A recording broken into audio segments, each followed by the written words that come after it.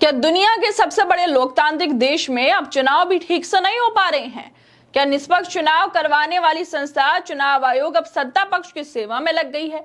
क्या हमारे मुख्य चुनाव आयुक्त अब संविधान के प्रहरी नहीं बल्कि भाजपा के प्रवक्ता की तरह काम कर रहे हैं? ये सवाल सिर्फ जनता के बीच नहीं बल्कि संसद और सियासत के गलियारों में भी गूंजने लगे हैं। क्या वाकई हर चुनाव से पहले स्क्रिप्ट लिखी जाती है और फिर उसी के मुताबिक नतीजे निकाले जाते हैं?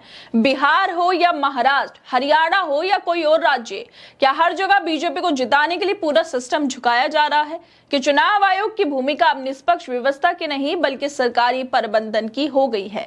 जब विपक्ष कहे कि मतदान खत्म होने के बाद लाखों वोट अचानक जुड़ जाते हैं, जब सीसीटीवी फुटेज दिखाने से इंकार कर दिया जाता है, जब सुप्रीम कोर्ट तक याचिकाएं खारिज कर चेतावनी दे दी जाती है, तब सवाल उठने लाजमी है।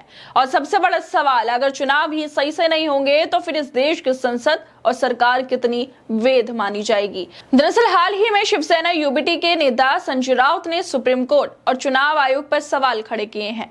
उन्होंने चुनाव आयोग और उसके प्रमुख ज्ञानेश कुमार पर भी निशाना साधा।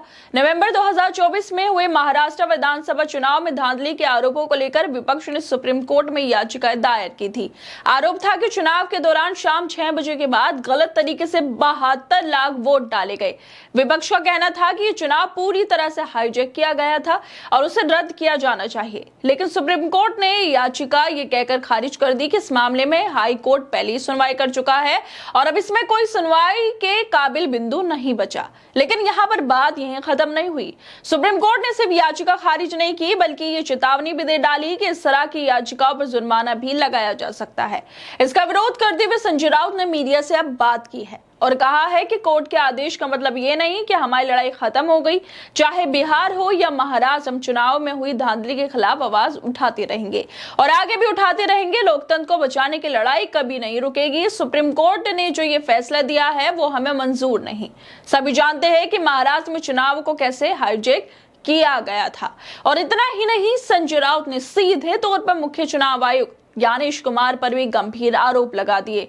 उनको बीजेपी का प्रवक्ता तक कह दिया। संजय राउत ने कहा कि बात ऐसी है कि चुनाव आयोग के खिलाफ विपक्ष ने महाभियोग लाने की तैयारी शुरू कर दी। जिस प्रकार से हमारे मुख्य चुनाव आयुक्त और चुनाव आयोग भारतीय जनता पार्टी के प्रवक्ता के तौर पर काम कर रहे हैं, राहुल गांधी को सीधे सीधे धमकाने की कोशिश कर रहे हैं, ये लोकतंत्र के लिए ठीक नहीं है। यह इसलिए कर रहे हैं क्योंकि उनके पीछे अमित शाह का हाथ है और ये गृह मंत्रालय के अधीन है। भारत के मुख्य चुनाव आयुक्त का अनुभव और उनके नजदीकी बीजेपी नेताओं से लोकतंत्र के लिए खतरा पैदा कर रही है। उन्होंने पहले के चुनाव आयुक्त राजीव कुमार का भी जिक्र किया और कहा कि उनका हाल फिलहाल देश के बाहर किसी यूरोपीय देश में है।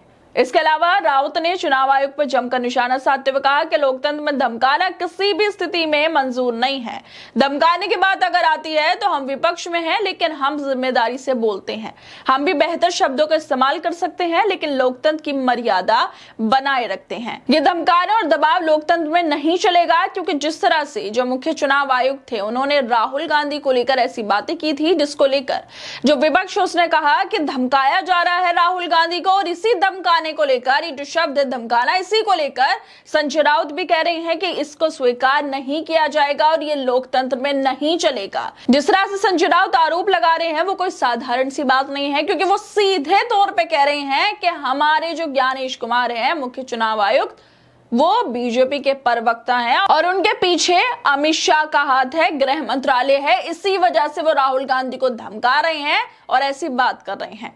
अगर विपक्ष के सबसे बड़े नेता को चुनाव आयोग की तरफ से धमकाया जा रहा है तो क्या ये लोकतंत्र की हत्या नहीं है?